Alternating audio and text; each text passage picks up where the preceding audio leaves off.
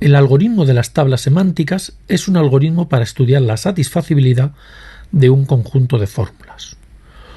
Pero utilizado conjuntamente con el principio de refutación, también puede usarse para estudiar la validez de una inferencia y en particular de una fórmula. Extendiendo un árbol inicial con estas reglas, construimos una secuencia de tablas semánticas hasta llegar a una tabla completa, que nos dará la información sobre la satisfacibilidad del conjunto inicial y en su caso nos permitirá construir los modelos. Para estudiar la validez de esta fórmula, utilizamos el principio de refutación que nos dice que esta fórmula es válida si y solamente si su negación es insatisfacible. Por lo tanto, para estudiar la validez de esta fórmula, utilizamos el algoritmo de las tablas semánticas para estudiar si su negación es o no satisfacible. Negamos entonces la fórmula para construir la tabla inicial.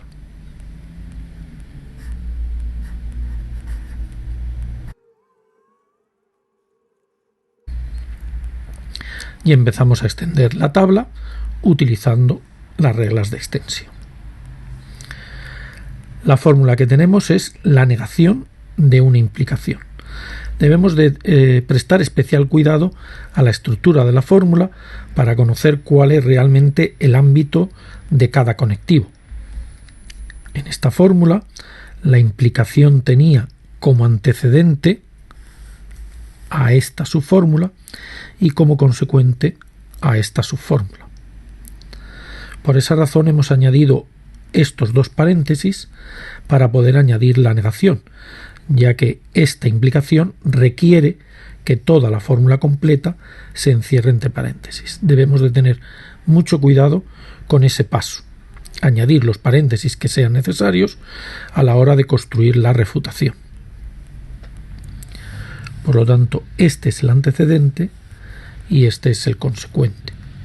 Si aplicamos ahora la regla de extensión de la fórmula alfa, negación de la implicación, tenemos que añadir el antecedente y la negación del consecuente. Es decir, esta fórmula que es el antecedente y la negación del consecuente. Seguimos extendiendo el árbol. La primera fórmula es una implicación, por lo tanto de tipo beta, mientras que la segunda es la negación de una disyunción, es decir, una fórmula de tipo alfa. Siempre que podamos elegir, le daremos prioridad a las fórmulas de tipo alfa y por lo tanto expandimos ahora esta fórmula. Dado que es la negación de una disyunción, tenemos que añadir dos fórmulas una debajo de otra con la negación de cada parte de esa disyunción, es decir, negación de P y negación de Q o R.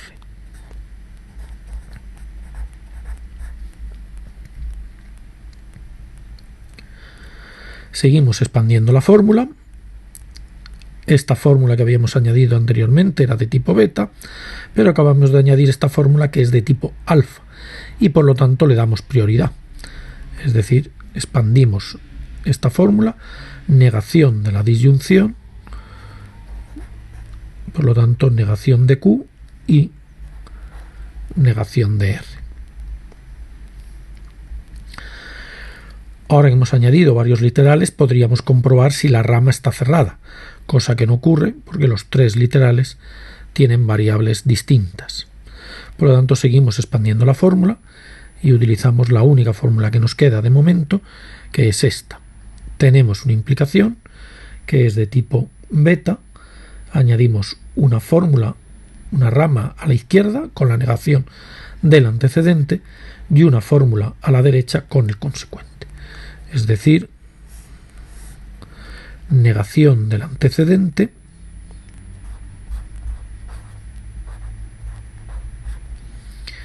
y el consecuente.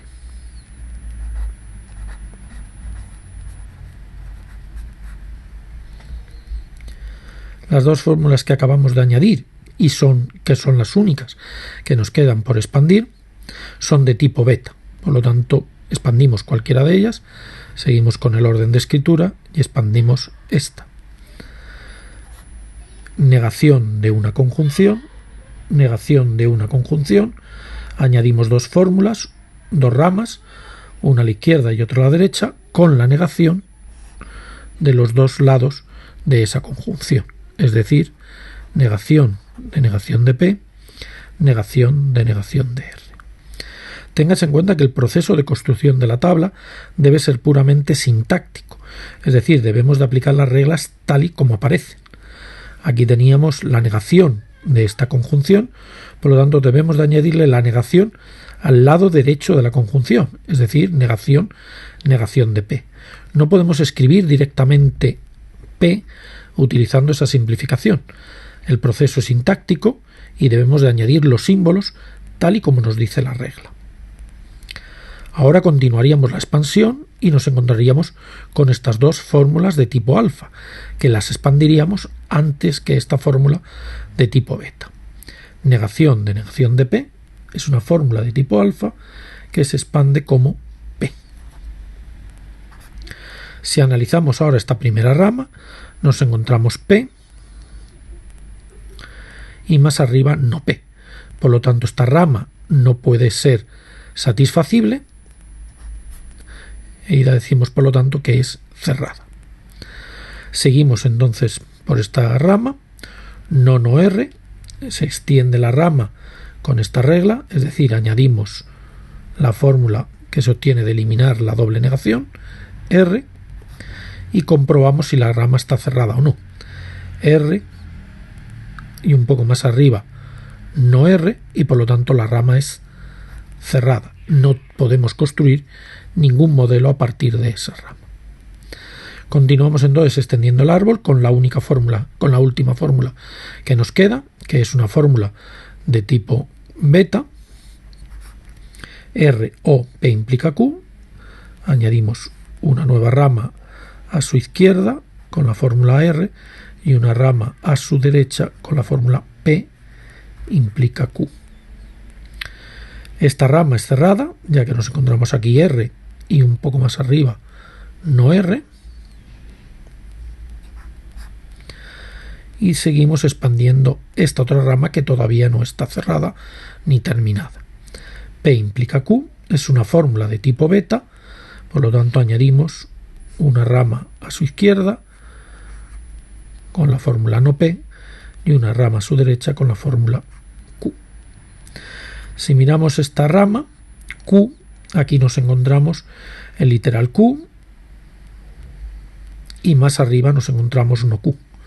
Por lo tanto, esta rama es insatisfacible, es decir, es cerrada. Sin embargo, esta rama que nos queda por analizar no tiene contradicciones.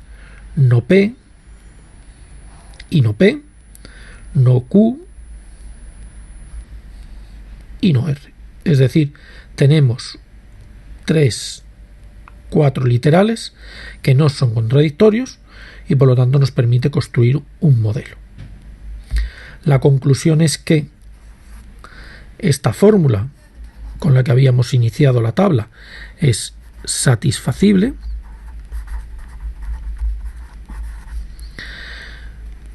y al ser esa fórmula satisfacible, la fórmula que habíamos planteado inicialmente es no válida.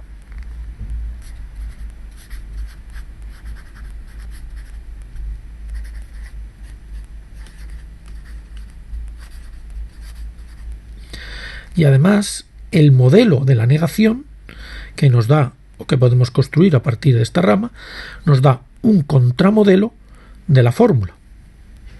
En este caso, I de P igual a 0, I de R igual a 0, e I de Q igual a 0. Esa interpretación es un contramodelo de la fórmula.